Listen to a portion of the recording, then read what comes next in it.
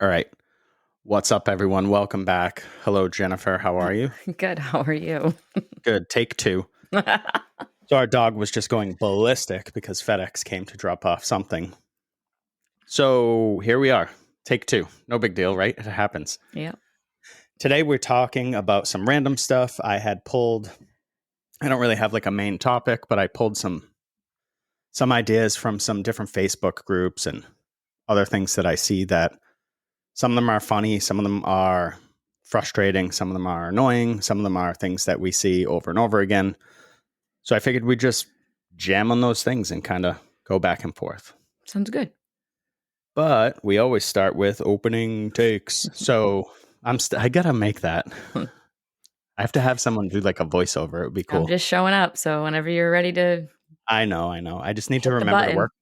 When we're done recording, other than editing these podcasts and publishing and doing all the back stuff and SEO and whatever, I don't really think about it. I'm not like, oh, I got to do that podcast thing. Yeah, I And get so that. unless I have a note, I'm not really remembering. Right.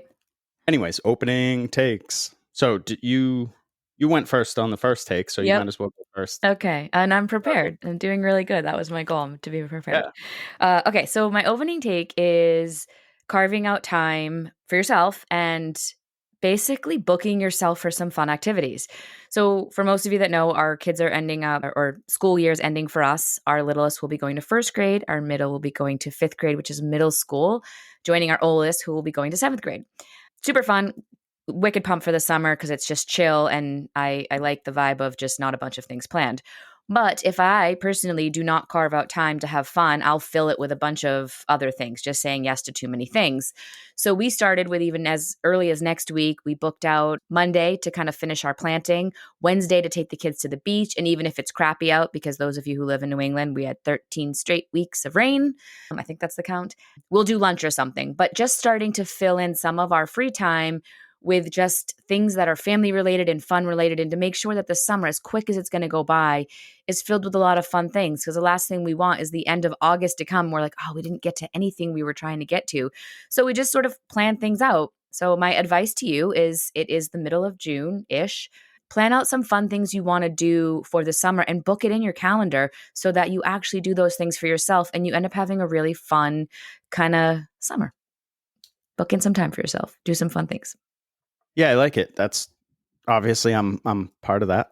So yeah, I agree with everything you said. Time goes so quick, and even especially in New England, we have only so many weekends of the summer, only so many weeks of the summer. So how are you going to spend that time? It's a great one, Jen. Oh, thanks. Mine is really sort of super brief, and it's something that I feel like I might have brought up before, but I had heard it on a podcast, a guy that was, I want to say, an archaeologist maybe, and they were, I guess in archaeology, there's a ton of drama. Oh. Like, you don't often think about this on other industries because you think like, oh, hair is just so dramatic, and oh my God, working with mostly women is so catty. And there's certain like stereotypes and things, and you get sort of pinned down with your own sort of echo chamber, I guess. So you don't often look at other industries and go, oh, they're the same. So in archaeology, I guess people have trouble accepting the opinions of people that like aren't formally educated. Oh. But might be correct. Because they're so angry that it's not like a traditionally or a classically trained archaeologist that's making these claims or discoveries, and they're mad because ego, right?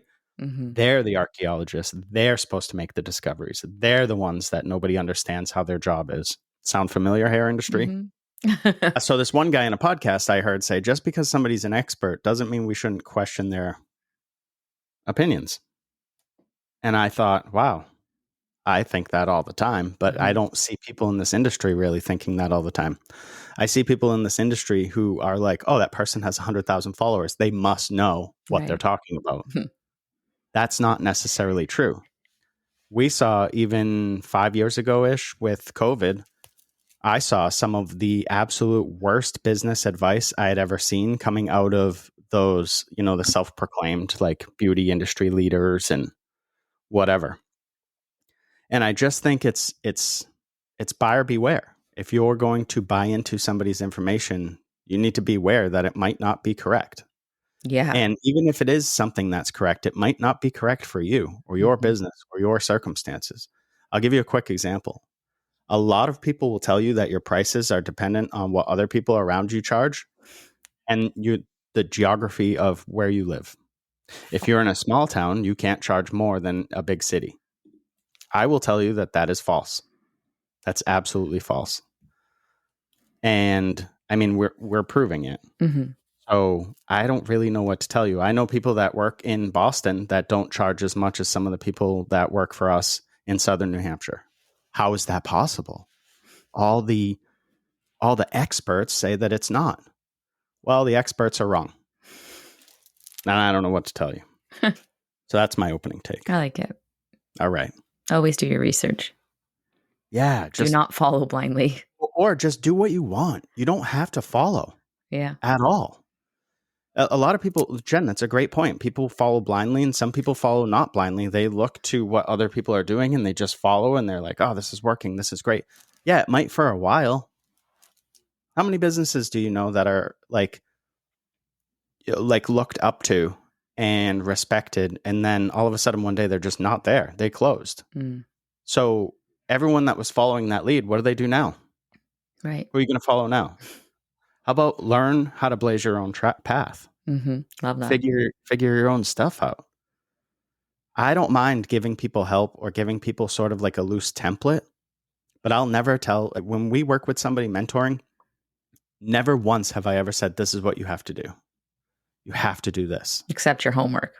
Yeah. Or except if it's like, I want you to take a day off. You're super stressed. Like you need like a mental day. Like you're going to break down. Stuff like that. Like I'll try to really force people. But other than that, I would never say like, you have to do things the way we do them. That's the only way you could do them, because I'm not stupid enough to believe that that's true. Right.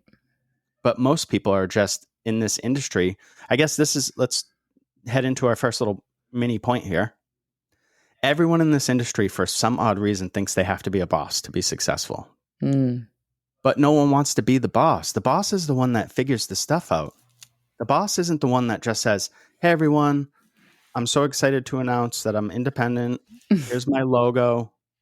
Does anyone know how to do all this stuff? You just announced that you were the boss. Right. What's going on here? I don't know where that comes from. We've talked about it a few times. Either. You don't know? No, I think just people think if they're on their own that so again, I think where I think it comes from, I guess it's a guess obviously, is that the word boss or owning something or being in charge of something somehow equals success. And not always is the success in their eyes, but it might be success to their parents or the people that are in their circle. If you own your company or if you are on your own or somehow, you own what you're doing. I don't know how to say that, but like you're your boss, that equals success. And more often, I would say it does not equal success. You have to define what success is to you. And if it is someday owning your own business or owning or working on your own, okay, what does that look like? And how do you get there in a successful manner? Just because you put a title on something doesn't really make you anything. It's like I brought up earlier with people that have I just use 100,000 as whatever, but I have 100,000 followers. That doesn't mean anything. Right. Just what saying does you're that a do boss for you? doesn't mean anything. Right. Yeah. It just means you went viral in some third world country. Yeah, I think people get tripped up in a word like boss, owner, independent stylist, whatever it is that you call yourself. And somehow that title is going to make you feel something. And maybe it does for a short minute, right? But then afterwards, nobody really cares. And depending on what title you just took on, you got a lot of shit to do if you didn't do it before and a lot of things to learn in order to really, really be successful with that title. Successful to me is profitable. That's just where it's at for me. For me, it's profitable for the business and growing stylists with under our roof, or stylists, barbers, hair pros, whatever you want to call it. That is that's my definition, and that's what we do, and that's how we're leading. But I think if you haven't defined what you feel success is for you, then again, you're just blindly putting titles on things that really mean nothing in the big scheme of anything. Yeah, for me, success is to operate or run things through our core values and our foundational systems. And then it's to accomplish the goals that we set out. So each year we set out goals, whether it's for the year. This year was to really push some of our staff to get outside of their comfort zone, to start doing some of the things that they want to do, from maybe behind the chair goals, like adding extension services, or maybe it's getting out and doing events, or maybe it's starting to run classes on their own, or whatever. Mm-hmm. So those are like tangible things that we can look at the end of the year and ask ourselves, how many of these did we accomplish, and did we meet enough of, I guess, whatever we set out for each one. Okay, so that would be how I define success. And obviously profit comes into that, because you need profit to solve problems. So I still see this too, which is, I don't even think I have in my notes today, but people are like, I don't charge for weddings. That seems selfish to me. I saw that recently somewhere. Oh, God. And I was like, what? And they were like, well, if somebody's going to come to you for 10 years and they're your client, then you should do that. And I'm like, you need money to solve problems. Like, here's a problem for you. You don't have a place to live. Money solves that problem. Yeah. I'm really hungry. I don't have food to eat. Money solves that problem. I want to save the whales. Well, posting thoughts and prayers on Facebook isn't going to cut it. You need money. Throw some money out there. Invest in something. Create something. And you need in money order to keep your create- business running and operating. So if you want to do more of those weddings for your clients, you need to get paid so that you can do them year after year after year. Otherwise, you're just going to be like, I'm not doing this anymore. It's not worth it. Of Yeah, course I it's not worth it if it's literally $0. saw that. I literally saw that a couple weeks back, and I was like, it's selfish to charge money for your services. This is why this industry. Which then you're not running like a business at all. No. I guess you should be a nonprofit of some sort. And people don't take that as seriously. Look at the type of clients that you attract when you just discount everything or do stuff for free. They're the same clients that are going to bounce on you the second something else is cheaper. Or the ones that complain the most. Yeah, true story. That is actual factual right there. That used to happen all the time when we had our gym. Mm-hmm. Every single time I tried to run some sort of a deal early on for probably the first like 3 years, maybe, I tried everything. I was like, you can bring a friend for free. You can have it half off. You can whatever, buy 2 months and get 2 months free, all this stuff. And all those people were the ones that were coming in, taking things that didn't belong to them, which is a whole other topic. They were just causing drama. They were eating up a bunch of time, and they were taking away from my clients. They were taking my energy away from the clients that were paying full price. Right. So how fair is that to those people? Not at all. So I think you got to be careful with stuff like that. Here, so let's jump into some of these note things here. Okay. So this person says, and there's so much confusion, and I know I throw a lot of shade towards like the independent stylist and stuff, but that's because you guys don't know what you're doing. The majority of you don't know what you're doing. I'm trying not to curse. And if you're listening and you're like, I do, well, then that's great, but you're in the minority. Good for you. Most people I see are vastly undercharging, wildly undercharging, don't know anything about business at all. And we can just jump into it. And then on the flip side, the owners are totally confused about what's going on and what should be happening. So let's talk about that. So someone said, do you make your independent stylist give you their client lists? What? Exactly, Jen. Yeah, true question. Those are like contradictory. So they're independent, but you want their info, like you, what? That doesn't even even make sense. If you work there, quit. Find somewhere else. That's bizarre. Yeah. That owner's confused, or that person running that is confused. So let me pull up this notes, because there are some notes here. Okay.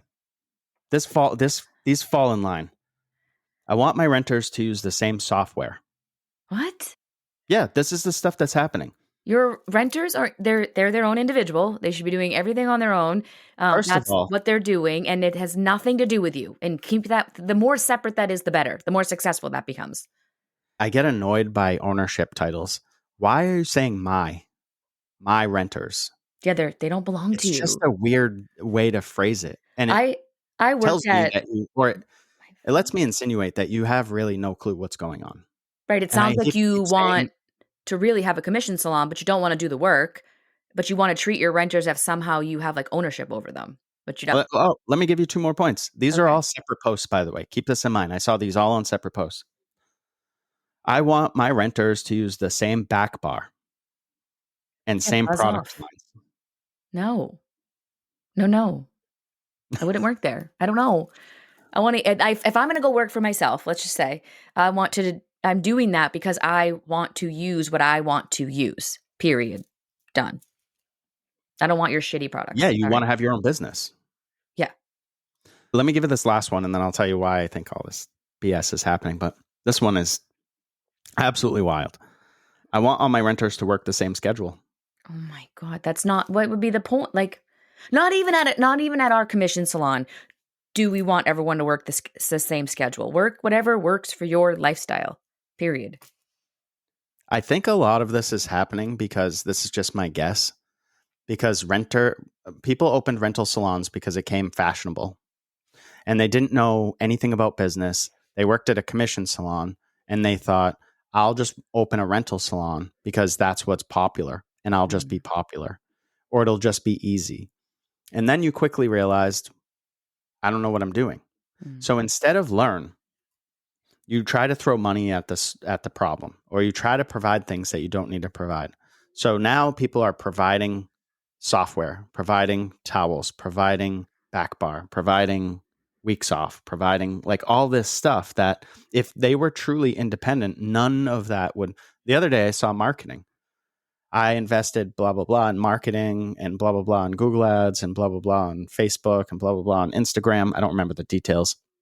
And then somebody wasn't building fast enough, and then they left, and the person was pissed that they. And I was like, you said they were renters. Yeah, that makes no sense. Are you even profitable for whatever your structure is with your renters in it? If you're offering all of these amenities, especially paid time off or whatever, free time off, however you want to call that, and everything else, what is your profit at the end of each month, year? Like, is that even a thing? Because again, if you're in business, you need to be making money. I don't know if you remember this, but the second salon that I worked at that I rented a chair at, I remember getting my own business cards, and the woman that owned it was like, "You can't have your own business cards. You have to have my I do logo on it." And remember I was this. like, "I rent space under your like whatever, your roof, but She doesn't exist anymore. I don't yeah, she doesn't exist anymore. But I don't owe you. I'm not putting out business cards for your marketing. Like I'm looking for clients just for me. It was the same thing like you have to answer the phone when it rings here. I'm like I don't use your phone number. I use my cell phone, so I will not be answering your phone and I'm not here to book your clients. It was the weirdest situation. It was It's very because she odd. had no clue on how to run a business. Yeah, it was That's what really it breaks weird. down to. And luckily I was like, I guess strong enough to push back. But I could imagine if I was weaker or newer into the industry being like, oh, okay, I'll just get rid of these business cards and I'll get yours. I was like, that's not happening. So I don't know what to tell you. But yeah, she ended up, it didn't work out because I don't know. That wasn't the She didn't know business what model she I was was doing. looking for. Yeah. I don't know if you picked up on it, but when I was saying that the person who invested in all the marketing and all the Google and Instagram and Facebook and stuff, the person left because they weren't growing as fast as they wanted to. Why are you putting yourself in a Yeah. Why are you situation in? where you're a business owner, quote unquote, and you're hopping around locations trying to grow your business? That doesn't make sense to me No. there. I think it goes back to everybody just thinking that the only way to be successful is to just have the title boss. And it's Well, not. I think it sucks too, because wherever this is coming from is hurting people's careers. I heard someone say yeah. maybe a couple months back, well, that person's moving up in the hair world. And it was because they were going from commission to renting a chair. And I was like, how is that moving up? That person has the same amount of clients now and just more headaches. And we How see is that that most of moving those up? people that do that, they lower their prices. So they actually, in a sense, if you really Right. looked at it, are moving down. Like they're not moving up. And But I don't. that came from a young hair pro, and that's what people think. They think that is moving up. And I Yeah. don't, it's not up. It could be lateral. It could be up. It could be way up. Don't get me wrong. There are people out there renting and probably fucking killing it, making Yeah. a ton of money, Hey, super good for you happy, guys. working their dream schedule. But I'm telling you right now, it's not you out of hair school. Sorry. It's not No, even you 5 years in, unless you pay attention to even 20 years in. I don't care who you are or where you're at in your career. You could be a 25-year hair veteran, but not know how to run a business. I still meet those every time I'm educating somewhere. One of those is there, or they are. I just met one a couple months ago. I think 20 or so years in. Still couldn't even raise her prices. She just was like, I'm too afraid. I don't want to do that. Like, just is stuck like 20 years ago in her career, but is on her own. So, and she still was doing house calls and all kinds of stuff. I'm like, what are you doing? Like, but she has the title. So I guess that equals success. I would also, to what you were saying a few minutes ago, when you go out on your own, you also have a lot more responsibility. You are now in charge. You have to manage your clients. You have to figure out how to deal with your redos. You have to figure out how to deal with the nasty clients that are complaining. How do you grow your business? How do you market it? And if that's not all fun for you, now you have to also go be creative and do hair because you have to make money, right? And if you don't show up, you don't make any money. And I do find, and I see it often, that a lot of people that are going out on their own, they're exhausted from doing all of the back end stuff. And they're just like, I don't even want to do this anymore. This isn't even fun. But if you don't work on the back end stuff and work on the front end stuff, which is making sure that you're educating yourself, making sure you're aware of the new trends, taking classes, there's so many things to do, which is why, at least at our salon, our commission stylists are thriving because all they have to do is show up, be creative, and do hair. And then we present them with classes, and they're constantly growing and being innovative on the education side. But they don't have to really put in any work. They just come in and they go, they do their schedule, and then they get their off time, which they get to enjoy. I just went on a tangent there. Sorry. No, that's great. I'm just with you. I think it's weird that somehow, again, if you don't define success just because you put a different word under your name, that could be like someone saying like Master Stylist. When I get to that, I'm successful. I mean, what does that even mean? Like, I was a Master Stylist, I think 3 years in, and I knew nothing. That's just a term that people use in their individual salons, you have right? Junior stylist, you have whatever master. I just think you're just a stylist. You're a stylist, you progress, boom, done. So here in New Hampshire, we have your cosmetology license is one level, right? You're either a cosmetologist or you're not. For barbering, and I get a kick out of this because for barbering, you okay? I just hit something, yeah. Okay. Button. Everything looks fine on this end. Okay. For barbering, you have two sort of levels, quote unquote. You have Barber 1 and then you have Master Barber. Here's the difference. I'm a Barber 1. I went to school and did all the Master Barber stuff and then realized I had absolutely no interest in doing it. And what is it? It's just chemical services. Mm-hmm. You can do color. You can do other chemical services. That's the only difference. So a lot of people, I think, get not tricked, but they think that if I say I'm a Master Barber, that like means something. Like you haven't done a haircut in a shop yet. Like you've only done hair at school, but you're like, I'm a Master Barber. I'm a master. A master. And it's another way of a title just getting in your way because then it gets in your head and you're like, well, I'm a Master Barber. But you don't really you've never even colored hair. You're not really sure of it. Like it's right. And if you're not going to color hair, then the title doesn't mean anything. Oh, it's really kind of stupid. You wasted your time and money. Which I see that a lot too. I see a lot of people that do, for example, like a crossover, and then they're like, I don't know why I did that. I don't want to do any of this. Yeah, I just had that conversation with someone recently. Like, why did you go to barber school? Cosmetology first, and then they went to barber school, and they were like, to get better at men's cuts. And I'm like, the way you get better at men's cuts or short haircuts is doing more short haircuts. I'm like, why didn't you just mentor under somebody that does a lot of that work? Like, would have saved you money, saved you time, and way advanced you, in your career more. Then now you have this title of now you're a cosmetologist and a barber, but you don't even really, really enjoy doing the barber type haircuts. Like they don't want to do neck shaves. They don't want to do head shaves. I'm like, wouldn't that be the point of it? Is that you get to do extra stuff that you can't under your cosmetology license? I don't see the point of going to school to get better at something. Now take a class and work with someone that is a quote unquote expert at that type of hair and that type of cutting and do some one-on-one with them. And you will grow so quickly and then be really great at that. Or try that first and make sure you even like it before you're advertising that you're got this other title, but you don't actually want to use it. Agreed. Let's jump into another little topic here. This one, I brought this up to you recently. I think maybe a couple days ago, but I stored it in my notes here. But someone came to my attention, one of my employees is doing hair at her home. Oh, yeah. On our off days. I offered her to work an extra day, but she doesn't want to. I don't know what the problem is here. I really don't know why people are trying to control what Control. I'm doing outside of work. I don't know if maybe that person, by saying I offered them an additional day, like maybe they feel they're entitled to some sort of money for transactions. Maybe that stylist just wants to do friends and family's hair at home for her side gig. I said this to you. As Or, long as that person is not taking stuff out of the salon to do the side gig, I don't see the problem. yeah, of course, that would be theft. And so that person might not even have a side gig.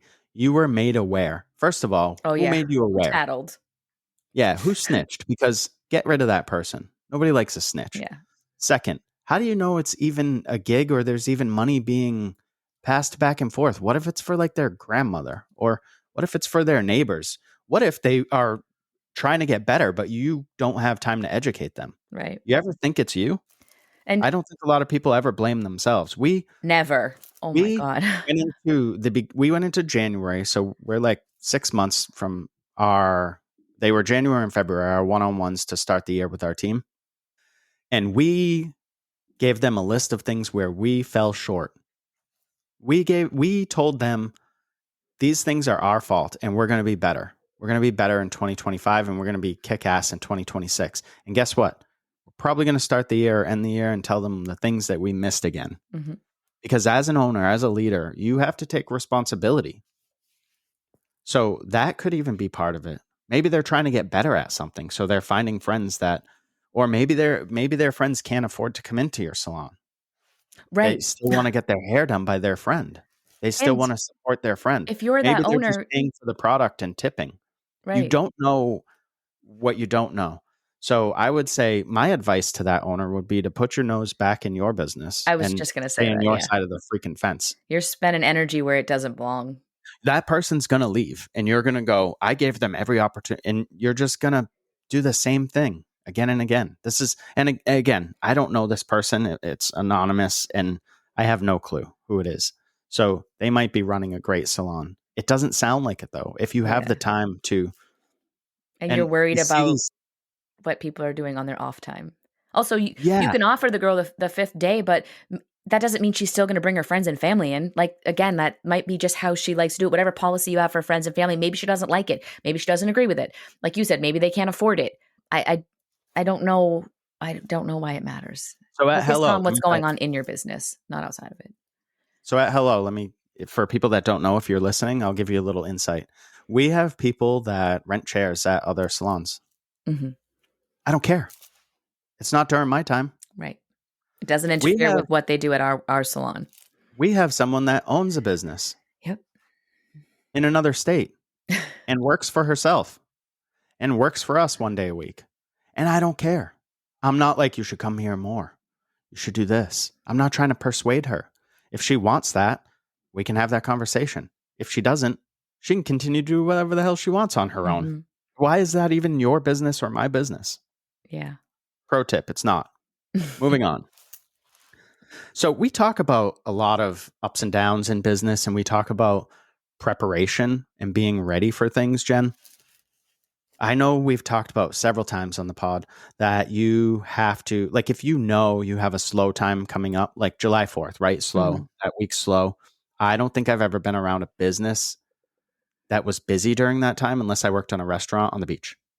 Yeah. So every industry, every business that I've ever worked for, July 4th I used to do furniture delivery.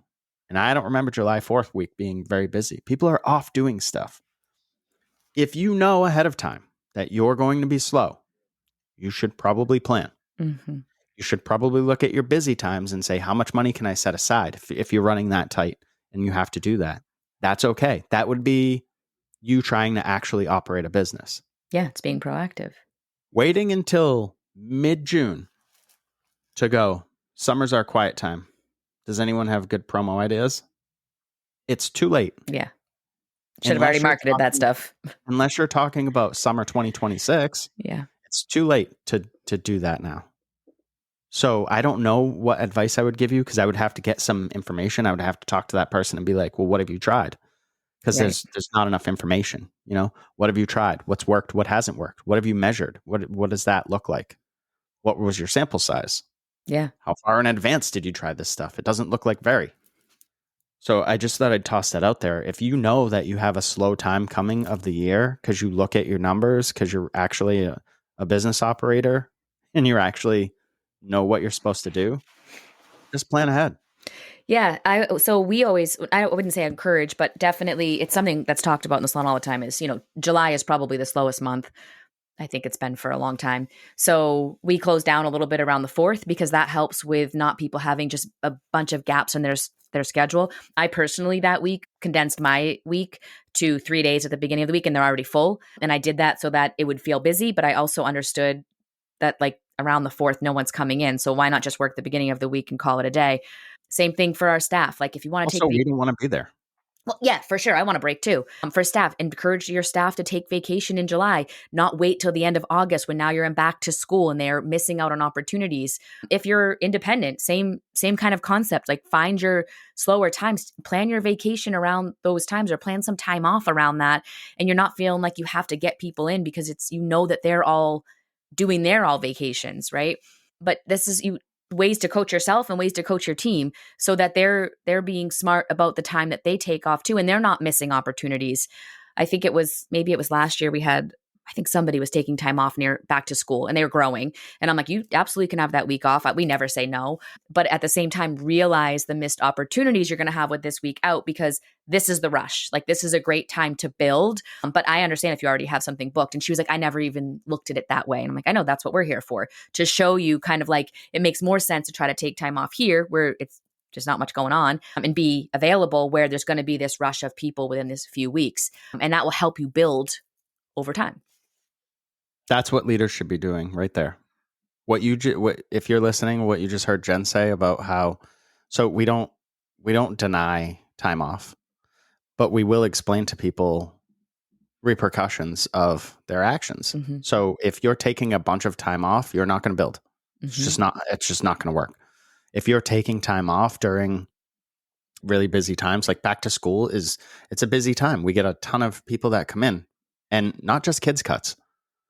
You're talking high school, you're talking college. I have a ton of college kids and it's a good time to double down on your client experience and all those things because you can win over that person's family. Like how many times have we had a kid come in and now the entire family comes in Right. and the grandparents. Right. So it's, as a leader, those are the things you should be looking at, not what is my staff doing on that day off. Because a lot of people are probably like, well, why do you need that time off? Working at another salon, I knew it. Yeah, none of your business why they need it off. Nope, none of your people business. even start to tell me, I'm like, I don't even need to know what day you're taking off. I mean, if they want to share it, I totally get it, but I don't need excuses. You don't have to explain it. Like it's your time. Sometimes I'll ask people and I'll say that too. Like, it's none of my business, but like if you just took making a week conversation. Off, yeah. I'm like, did you go anywhere? Did you do anything fun? Because I'm curious of like, I don't know. I'm just curious of people's lives, but I don't ever pry. Yeah. Your personal Here's another one. We'll do like a couple more and then we can move on. I didn't realize I had a trillion of these. This person said, we should have brought this up earlier, but I didn't see it. So I'm looking to rent a room. I don't have a clientele. Oh. So what are you doing? I don't know what you're doing. Why are you even looking? You got to build that clientele first. That's backwards.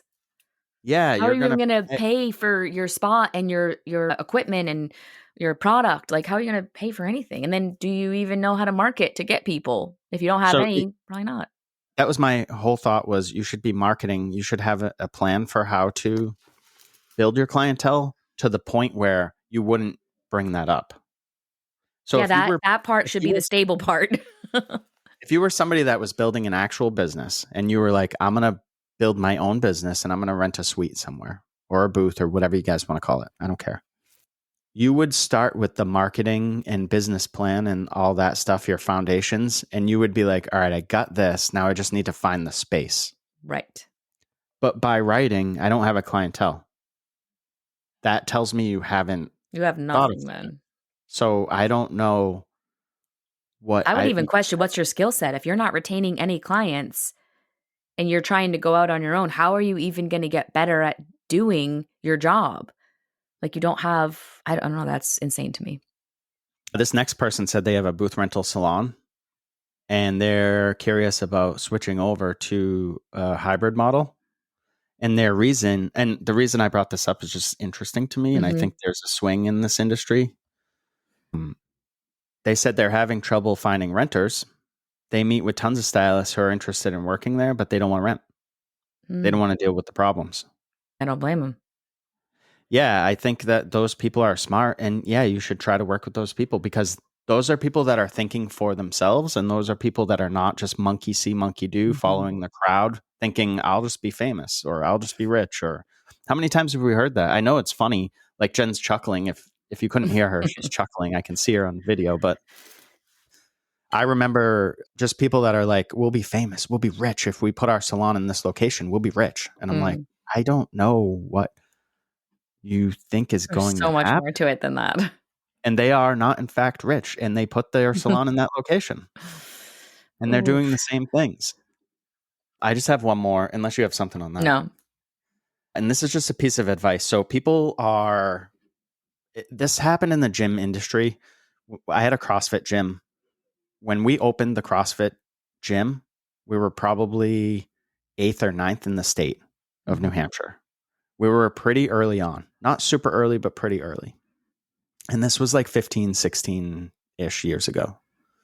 Fast forward a few years, now there's like 50 in the state. And what happens, because nobody knows how to run a business, including myself on those early years, I will throw myself right under that same bus, but there's a race to the bottom. So it's how cheap can I make it and how much can I offer? And so this is the trend we're seeing with booth rental salons right now, is we're seeing how much can I offer? How cheap can I make it? Yeah. So we're seeing 1 month, 2 month, 3 months of free rent. 3 months is wild to me. Plus all the amenities, plus all the stuff. So because these people don't understand how to operate a business, and sorry, I keep being blunt there. I'm not even sorry. I don't care. Get offended. Call me out, I guess, if I'm wrong. But because they don't know what they're doing, they're putting that offer in the front end instead of the back end and then getting upset when people bounce. Yeah, that if you have a coupon chaser, they're going to chase the next rental salon because they have their clientele that's offering the 3 months free rent. Why wouldn't they? That's wicked smart. So if you're going to offer a free month's rent, that needs to go on the end. For example, you have someone come on for a year, 6 months, 18 months, whatever you want to do. Their last month is free, not their first month. Why would you do that? Why would you have your business making zero revenue while this person's making all of theirs? Yeah. Another thing you're doing make money in that circumstance is setting people up for effing failure, capital F and capital failure. Because people are going in and they're going, it's free. I can get a client in a month. I can get some clients. And we've seen that. Yeah. I know booth rental owners or people that run those salons. They're like, I just want to help people out. They're just getting started. I'm like, you are not helping them. They shouldn't need help to get started. They should already be started. They should have a very strong foundation. To be honest, the only thing they should be sourcing for help, not the owners, the stylists that are looking, is getting business help, finding someone to mentor them on business. That's the stuff that they should need help. It shouldn't be how to get clients, how to have enough clients to pay their rent. Those issues shouldn't even be on the table. That should already be established. It should be, before you even get into going out on your own, is now working on the business aspect, on the behind the scenes, so that then when you go out on your own, you're just good to go. And it's way more enjoyable. Yeah, we can wrap up. I think there became this sort of like vibe where people were like, working in a commission salon's not cool. Okay, but having a job and a career is. So here we are. It's also about finding the cool spot. No matter which way you look at it as a hair pro, finding the cool place that's your vibe to work, that's on you. And that's what you need to do and you need to figure out. Yeah, 100%. That's all I got. Wrap it up, Jen. Have a great day. I'm just kidding. I would say first, make sure, like I said in the beginning, set some boundaries, plan some stuff for your summer so that you take some time for yourself. And if you're struggling on any side of the fence here as a hair pro, reach out and we can help kind of guide you and get you on track and keep you successful so that you're in this career for a long time if you want to be. Amen. All right. Thanks, everyone. Bye.